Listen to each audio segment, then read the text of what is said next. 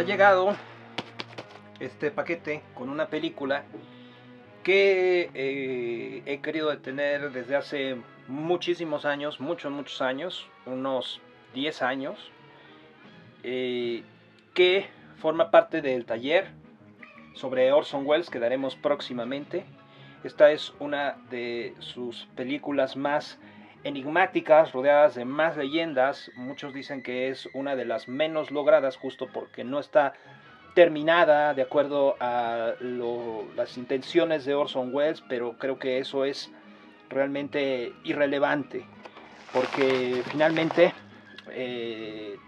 sabemos que más de la mayoría de las películas que dirigió Orson Welles, unas 21, no se pudieron acabar por él, por distintas circunstancias que vamos a ir descubriendo a lo largo de este taller. ¿De qué película estoy hablando? Estoy hablando de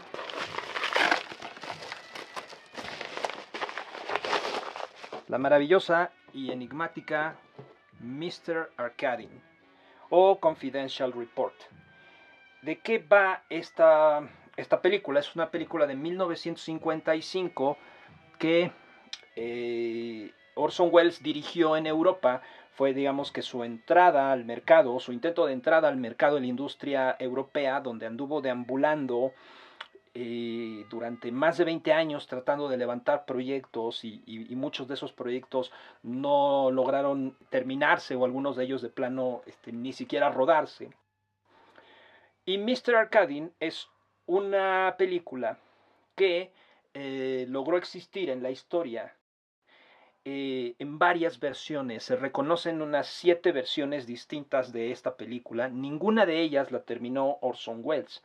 Hay 2 versiones españolas porque la película se filmó principalmente en España, aunque la historia ocurre en varios lugares, en lugares exóticos. Incluso hay una parte de la película que supuestamente ocurre en México, aunque en realidad son sets ambientados.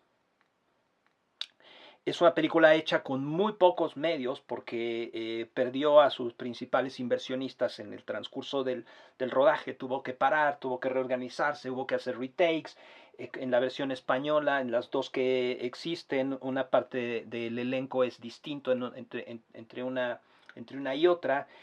Existe una versión que circuló en Europa a la que titularon Confidential Report, y luego otra versión que circuló en Estados Unidos a la que llamaron Corinth Version o versión Corintia, por el nombre de la distribuidora que se ocupó de ella. Sin embargo, ninguna de esas versiones es la definitiva.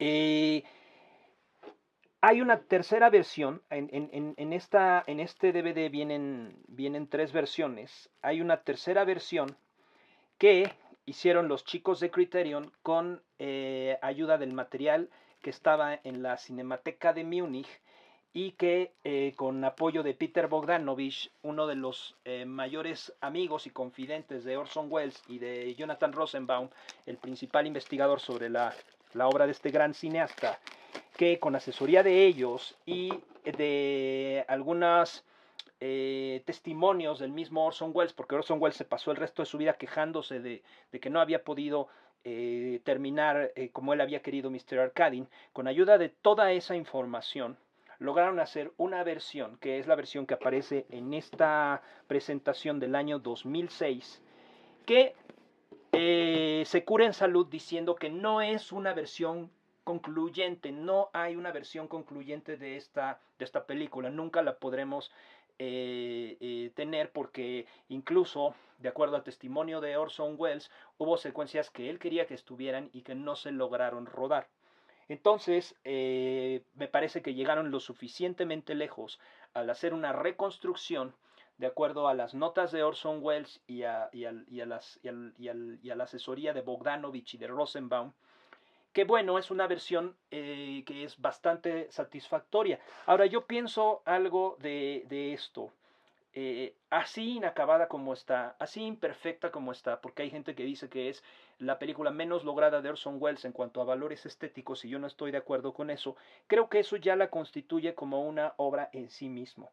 en sí misma. Además de que la misma anécdota que da lugar a esta película, la historia de Mr. Arcadin, es en sí misma la historia de un enigma que nunca se va a lograr resolver. Entonces, saber que puede uno tener tres versiones, cuando menos, distintas de esta película, es maravilloso porque se vuelve como en una especie de ironía del destino en donde los dioses del cine le arrancan la película a Orson Welles y nos presentan tres caminos distintos para acceder a la verdad sobre la personalidad de este fascinante personaje sin que jamás lleguemos a saber quién realmente es. Y ahí resuena a toda la obra de Orson Welles. ¿De qué nos hablan las películas de Orson Welles?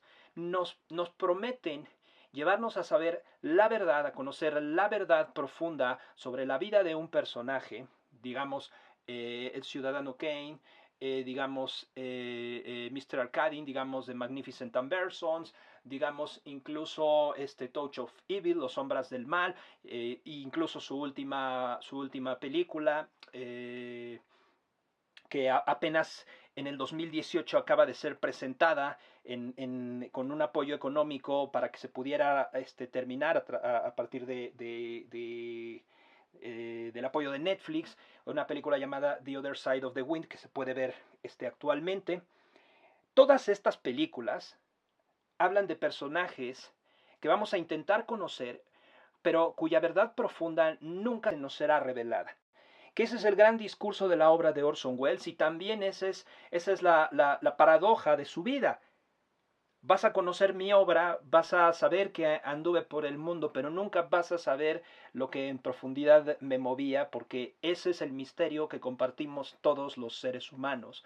Venimos a esta vida a hacernos preguntas, nada más. Entonces, bueno, las tres versiones que vienen en esta presentación, que es muy bonita, pero bueno, pues viene con documentación muy, muy interesante, ¿no? Sobre la historia de todo lo que es el fenómeno de Mr. Arcadin, que no es algo que nació con la película. ¿De qué trata Mr. Arcadin? Mr. Arcadin es la historia de un contrabandista que está en Europa llamado Guy Van Straten, que es testigo de un asesinato. Cuando se acerca a auxiliar a la persona que está, que está agonizando, esta persona dice dos nombres y uno de ellos es Mr. Arcadin. Entonces Van Straten hace un recorrido para dar con esta persona y cuando da con él se entera que Mr. Arcadin es un magnate socialité europeo que ha perdido la memoria. Entonces Mr. Arcadin lo contrata para reconstruir la personalidad de este hombre.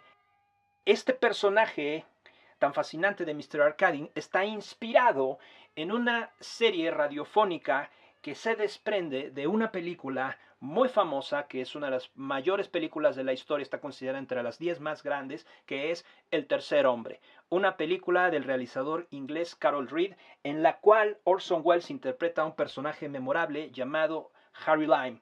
En la película del Tercer Hombre, Harry Lime muere, pero Orson Welles trata de rescatar a este personaje y su aura misteriosa para crear un universo caleidoscópico de identidades sobre la vida de un hombre que ha sido elusivo, de la misma manera que Orson Welles lo fue en la realidad.